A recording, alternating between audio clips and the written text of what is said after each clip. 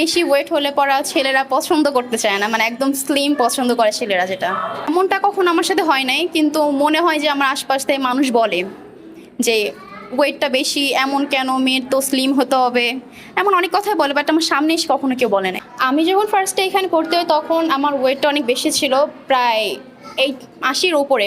তো বর্তমানে আমি 1 মাস করছি, আমার 70 নিচে চলে আসছে, মানে 75।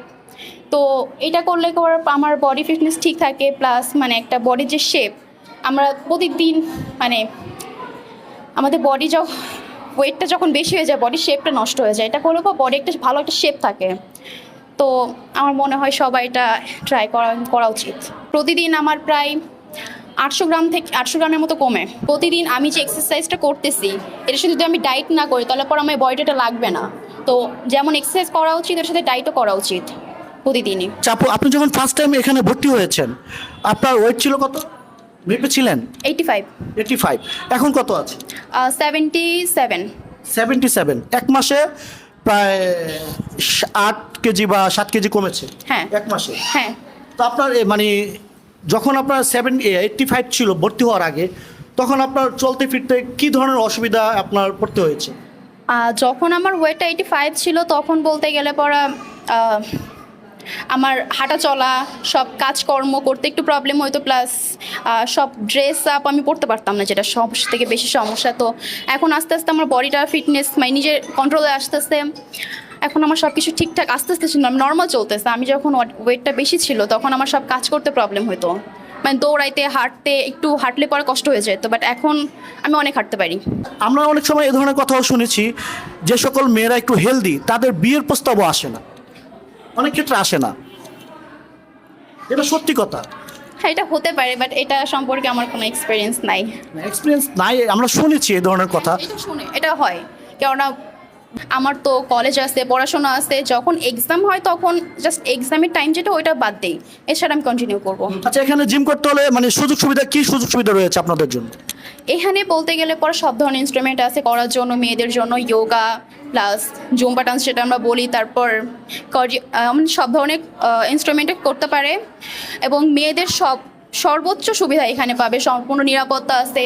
এখানে বাইরের কোনো লোকজন ঢুকতে পারবে না, কারণ এখানে আমরা কার্ড পাঞ্চ করে তারপরে ঢুকি। এখানে শুধু যারা জিমে ভর্তি হয় তারাই ঢুকতে পারবে। সো পার্কে হাঁটলে পরে কি হয়, ওইখানে তো সব ধরনের মানুষজন থাকে, ছেলেরা থাকে, অনেক ধরনের মানুষ থাকে। তো ওইখানে মেয়েরা তো কমফোর্টেবলি সব ড্রেস পরে হাঁটতে পারে না। তো এইখানে কি আমরা যে কোনো ড্রেসে কমফোর্টেবলভাবে হাঁটতে পারি, জিম করতে পারতেছি, সব ধরনের কাজ করতে পারতেছি। তো যারা পার্টি করে তাদের উচিত এখানে এসে করা, কারণ এখানে সম্পূর্ণ নিরাপত্তা প্লাস কমফোর্টেবলভাবে সব কিছু করতে পারে। আর নতুন যারা ভর্তি হবে তাদের, যারা হেলদি যদি ভর্তি হতে চায় তাদের প্রসঙ্গে আপনার কি মেসেজ দেওয়া আছে? যারা অনেক হেলদি, ওয়েট অনেক বেশি হয়ে গেছে তাদের উচিত শুরু করা এই জিমটা, কারণ ওয়েট বেশি হয়ে গেলে পরে কি আমরা সব কিছু কমফোর্টেবল করতে পারি না।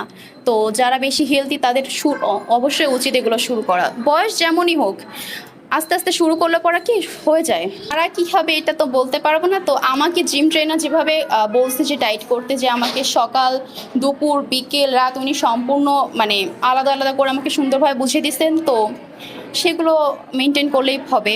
পুরো 1 ঘন্টা উনি আমাদেরকে এক্সারসাইজ নিজে করায়, এবং নতুন যারা আসে তাদেরকে খুব ভালোভাবে প্রত্যেকটা জিনিস বুঝিয়ে বুঝিয়ে উনি শুরু করান। তো উনি অনেক মানে প্রফেশনালভাবেই করায়, তো অনেক ভালোভাবেই করাইতেছে, আমরা অনেক স্যাটিসফাই তাকে নিয়ে। আপনারা যে টার্গেট নিয়ে আসছিলেন এই ট্রেনারের আন্ডারে আপনারা জিম করার পরে আপনারা কতটুকু সাকসেস মনে হচ্ছে 1 মাসের ভিতরে?